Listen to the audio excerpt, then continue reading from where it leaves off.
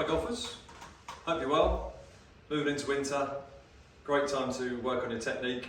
So between now and beginning of March next year, we're really looking to hook up with a few clients, try and make them a better swinger of the golf club, but at worst keep them ticking over until that time through the use of the swing room.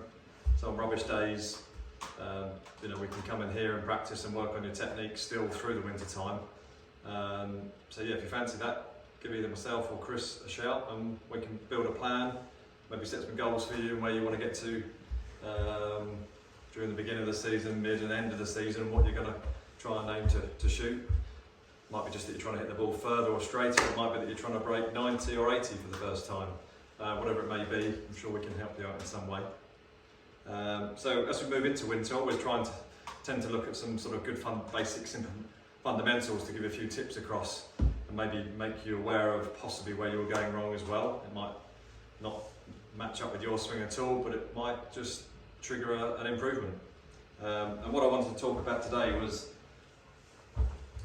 this good old-fashioned move away from the ball.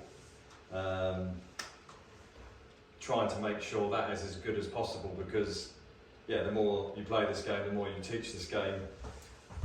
So many people get it way from correct, if you like, and really it should be a fairly straight, simple move. And we're moving the club back from the ball.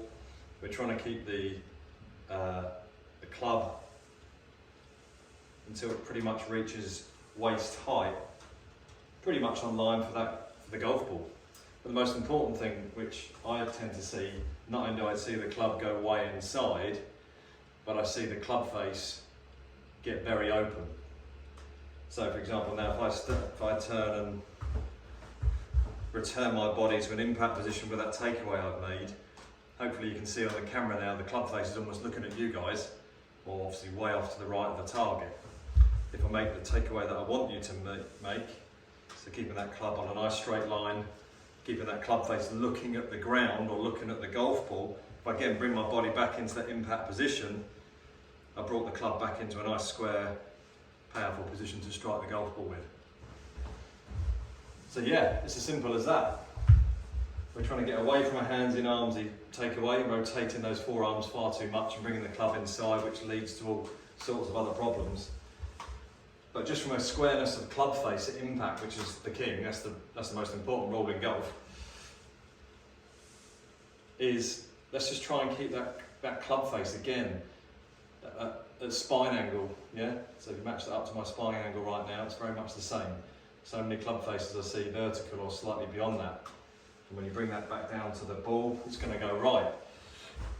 If you manage to square it up, something else is going to get out of sync and cost you. So, straight back in line, keep the club face looking at the ground, keep the back of the left hand looking towards the ground or the target.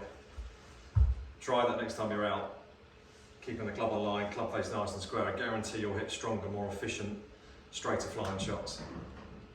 Okay? So I hope that helps. Again, like I mentioned at the start of this video, if there's something we can do for you over the winter, please get in contact now. We can get quite busy, believe it or not, during winter time. And hopefully we can sort out a package, set some goals, and get you playing some better golf. We'll see you soon.